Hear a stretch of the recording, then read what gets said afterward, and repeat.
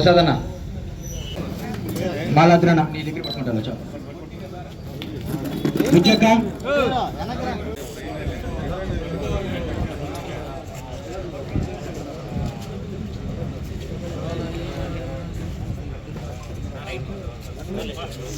కోవూరు నియోజకవర్గ head quarter అయినటువంటి కోవూరులో ఈరోజు నియోజకవర్గ వైఎస్ జగన్ 2.0 సూపర్ యాప్ ని ఈరోజు ఇక్కడ లాంచ్ చేయడం జరుగుతుంది.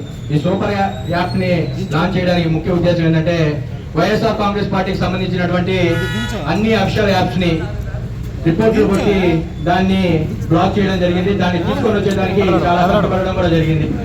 అదే విధంగా చాలా మంది లక్షల్లో మిలియన్స్ లో ఫాలోవర్స్ ఉన్న కూడా రిపోర్ట్లు పెట్టి వాళ్ళ లాగిన్స్ ని డీబ్లాక్ చేయడం జరుగుతుంది.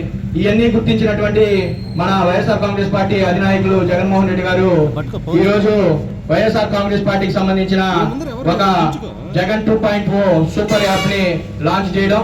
ఆ లాంచ్ చేయడానికి ముఖ్య ఉద్దేశం ఏంటంటే వైఎస్ఆర్ కాంగ్రెస్ పార్టీకి సంబంధించిన ఏదైనా కానీ లేదు ప్రభుత్వాన్ని ప్రశ్నించిన ఏ నాయకులైనా సరే ఏ ప్రజలైనా సరే ఆ యాప్ లో ధైర్యంగా పెట్టొచ్చు.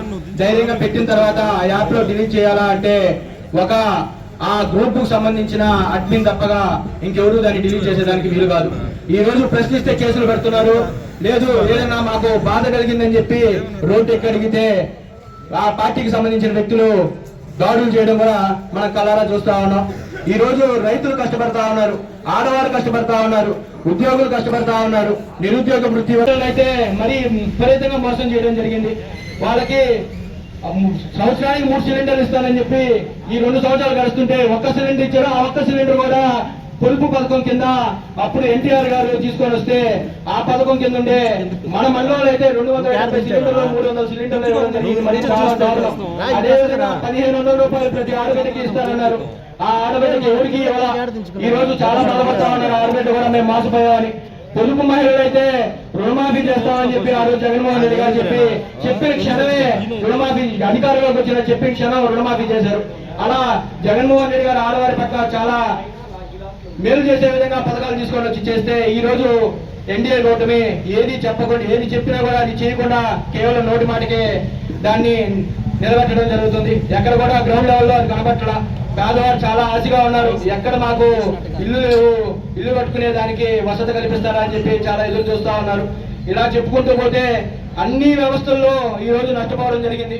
అవన్నీ ఉద్దేశించి జగన్మోహన్ రెడ్డి గారు ఈ యాప్ ని క్రియేట్ చేయడం. ఈ యాప్ లో ఎన్ని విధాలుగా కావాలో మీరు ఏ విధమైన దాన్నైనా గవర్నమెంట్ ని ప్రశ్నించవచ్చు. మీకు ఎటువంటి ఇబ్బంది ఉండదు. రాబోయే రోజుల్లో ఇంకొక 6 నెలలు దాటితే జగన్మోహన్ రెడ్డి గారు 2.0 పాదయాత్ర స్టార్ట్ అవుతుంది. అది ఒక ప్రపంచం ఏ విధంగా ఉంటుందో ఊహకు కూడా అందని పాదయాత్ర. ఆ పాదయాత్రలో జగన్మోహన్ రెడ్డి గారు ఒక చరిత్ర సృష్టిస్తబోతున్నారు. 2029లో వైఎస్ జగన్మోహన్ రెడ్డి గారు అధికారం చేపట్టబోతున్నారు. అధికారం చేపట్టి మళ్ళీ తిరిగి స్వర్ణ రాజ్యాన్ని రాష్ట్రానికి తీసుకొని వచ్చి అభివృద్ధిని మరియు సంక్షేమాన్ని రెండింటిని సరివేగాలుగా రాష్ట్రాన్ని తీసుకొని వెళ్లే విధంగా పరిపాలన కొనసాగించే విధంగా చేయబోతున్నారని చెప్పి తెలియజేస్తూ ఈ యాప్ ని మన సీనియర్లందరూ ఓపెన్ చేయాల్సిందిగా కోరుకుంటూ ఈ అవకాశం కల్పించిన పెద్దలందరికీ ధన్యవాదాలు తెలుపుకుంటూ సెలవు తీసుకుంటాం.